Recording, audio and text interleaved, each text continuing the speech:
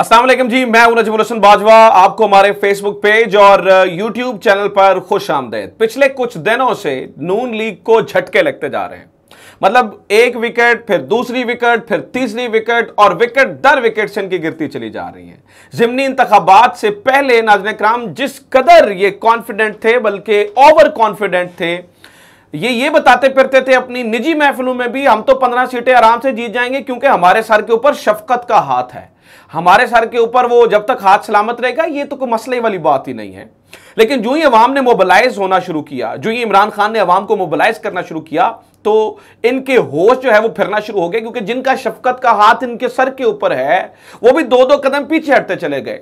और मैंने कल भी आपको बताया था कि इस बात का इकरार इनका चहेता चैनल जियो टीवी भी कर चुका है कि अब हालात जो हैं वो बहुत बुरे हैं। अब बहुत बुरी खबरों में, नून लीग की बहुत बुरी खबरों में आज एक और बहुत बड़ी और बुरी खबर का इजाफा हो चुका है। दो बड़ी विकेटें तहरीक इंसाफ ने, इमरान खान ने आज इनकी गिरा दी हैं।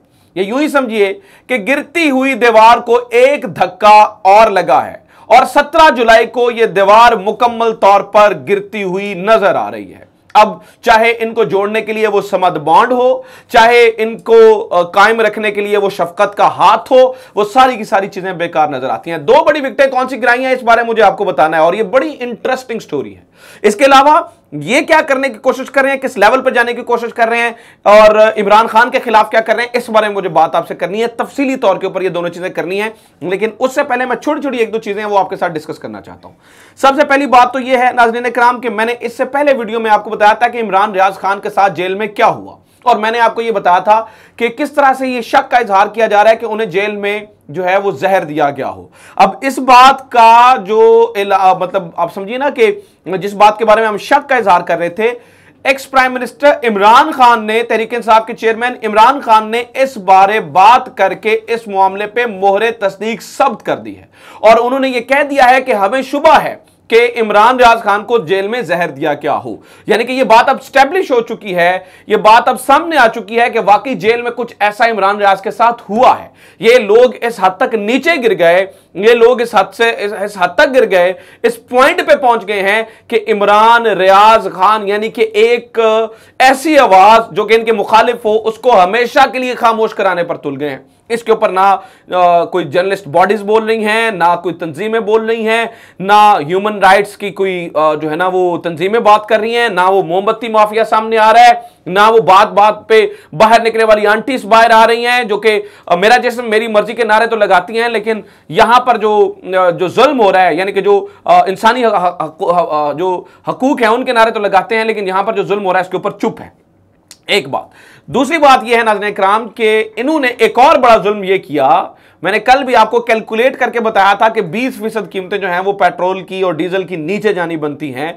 कुल मिलाकर 40 से 50 रुपए तक, मतलब आप देखें ना 250 रुपए लीटर पेट्रोल है, इसका 20% निकालें तो आराम से जो है वो आपको 40 रुपए बनता नजर आता है, यानी कि 40 से 45 रुपए तक जाता हुआ नजर आता है, क्योंकि 200 का 20% मतलब 40 रुपए होता है। तो 40 से 45 रुपए आराम से, क्योंकि $123 फी बैरल से $98 फी बैरल क्रूड ऑयल की कीमत आई, तो इन्होंने 98 रुपए टोटल इजाफा करके जो हमें पेट्रोल का एक समझे ना कि एवं लारा लगाया है, ऊंट के मुंह में जीरे के बराबर 18 रुपए कम किए हैं। और उसके लिए तो इतनी लंबी तकरीरें हुई, मेरे चाचू ये करने वाले हैं, मेरे चाचू आज जो है ना वो कीमत कम कर देंगे, मरियम बीबी के नारे। मरियम औरंगजेब वो 2 उंगलियां घुमाते हुए फिर टीवी पर आई और उन्होंने कहा जी हम जो है ना वो बहुत बड़ा रिलीफ देंगे, 2 उंगलियां उन्होंने भी घुमाई हुई। और फिर इसके अलावा मिफ्ता इस्माइल साहब, मतलब इन्होंने कल जो है ना वो आसमान सर पे उठा लिया और रात जो है ना वो शहबाज शरीफ साहब वही पुराना एक एक्सप्रेशनलेस चेहरा लेकर दोबारा टीवी स्क्रीन पर जो है ना वो नाजिल हुए और उन्होंने 18 रुपए कीमत कम कर दी। लगता है ये मजाक है यार, ये इस कौम के साथ कोई मजाक हो रहा है, ये कर क्या रहे हैं? तो ये चीजें हो रही हैं। अब दूसरी तरफ आ जाए, मैंने आपको बताया कि ज़िमनी इंतखाबात से पहले झटके दर झटके इनको लगते चले जा रहे हैं, झटके दर झटके इनको सामने आते चले जा रहे हैं। तो वो सुनने जरा वो कहानी क्या है। 2 बड़ी विकेटें इनकी गिर गई हैं इस वक्त। एक वोट इंपॉर्टेंट है पंजाब के अंदर। मैंने आपको बताया कि इन्हें 9 सीटें चाहिए थी और तहरीक इंसाफ को ऑब्वियसली 11 सीटें, 11 से 13 सीटें चाहिए पंजाब में गवर्नमेंट बनाने के लिए। अब इनकी 2 मजीद विकेटें गिर गई हैं। फैसल नियाजी साहब ने PP 209 से इस्तीफा दे दिया है। फैसल, और इसके बारे में फवाद चौधरी ने ट्वीट भी किया है इन दोनों बंदों के बारे में। फवाद चौधरी कहते हैं कि फैसल नियाजी के, और ये फैसल नियाजी मैं आपको बता दूं कि ये तहरीक इंसाफ में शामिल होना चाहते हैं, इमरान खान से मिले भी, और ये सारी कहानी है यहीं पे। तो फैसल नियाजी अगर इनका एक वोट जाता है तो वो जो गिनती जो ये मतलब बड़ी मुश्किल से पूरी करने की कोशिश कर रहे हैं और जिसके लिए बड़ी दौड़ें इन्होंने लगाई हुई हैं, उसमें ये ठुस हो जाते हैं। सिर्फ एक वोट नहीं, दूसरा सुने, दूसरी बड़ी विकेट कौन सी गिरी है।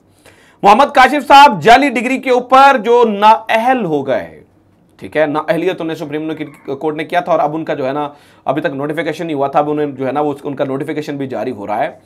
तो ये दो बंदे जो हैं, ये दो इंपॉर्टेंट तरीन वोट इनकी लिस्ट से, इनकी गिनती से जो है वो खारिज हो रहे हैं, इनकी गिनती में जो है वो खत्म हो रहे हैं। तो जहां पर एक एक वोट इंपॉर्टेंट है, जहां पर एक एक सीट इंपॉर्टेंट है, वहां पर हवाओं का रुख तब्दील हो रहा है। वहां पर जो है ना वो लोग उड़कर, पंछी उड़कर दूसरे घोंसलों में जा रहे हैं। और फैसल नियाजी जो है ना वो इस मौके के ऊपर उसका तहरीक इंसाफ में शामिल हो जाना ये पैगाम देता है कि टेलीफोन कॉल्स ज्यादा नहीं चलेंगी। समद बॉन्ड, शफकत का हाथ उस तरह से काम नहीं कर रहा है जिस समद बॉन्ड ने जोड़ा हुआ है, जिस शफकत के हाथ ने इनको आसरा दिया हुआ है। इसका मतलब यह है वो 2 कदम पीछे हैं। इसका मतलब यह है कि अवामी प्रेशर इतना डेवलप हो चुका है कि चाहते हुए भी उनको थोड़ा पीछे हटना पड़ रहा है, क्योंकि अवाम इतनी निकल रही है, अवाम का प्रेशर है और अवाम जो है वो इन सारी चीजों के ऊपर जो है वो बोल रही है। तो एक सूरत हाल जो है वो ये भी है। अब मैं आपको बताऊं कि अगर ये 2 वोट चले जाते हैं और मतलूबा तादाद जो है ना वो 11 के करीब सीटें तहरीक इंसाफ हासिल कर लेती है, जो कि हमें 18 के करीब हासिल करते हुए नजर आ रही है, तो इसका मतलब ये होगा कि फिर तो हमजा शहबाज खत्म, इनकी गेम खत्म, इनकी गवर्नमेंट खत्म, इनकी कहानी खत्म हो जाएगी। अब अगली कहानी सुने, मजेदार और जबरदस्त। वो ये है कि इन सारी चीजों से डरते हुए गो के mister X and mister Y, जिसका जिक्र कर चुके हैं इमरान खान, वो भी अपनी पूरी कोशिश कर रहे हैं। मिस्टर एक्स एंड वाई के बाद अभी भी नून लीग को लगता है सारी सिचुएशन के अंदर किसी ना किसी तरीके से हम जो है ना वो निकल जाएंगे, क्योंकि अगेन वो चाचू शफकत का हाथ इनके ऊपर है, ठीक है। तो चाचू शफकत के हाथ का इनको बड़ा आसरा है, इसलिए इन्होंने आर्टिकल 6 के ऊपर कार्रवाई शुरू कर दी है।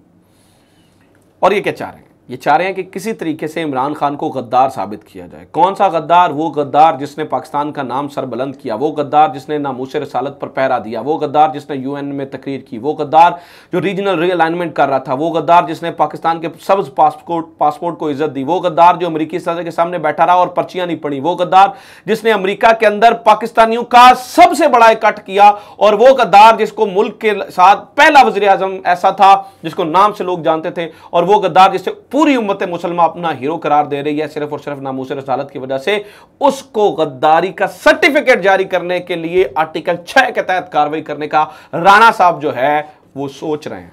इस लेवल पर, इस जगह पर इतना नीच होने की गवर्नमेंट ने ठान ली है।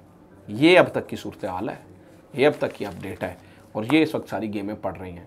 उम्मीद करता हूं वीडियो आपको पसंद आई होगी। अपना ख्याल रखें। खुदा हाफिज़। पाकिस्तान जिंदाबाद।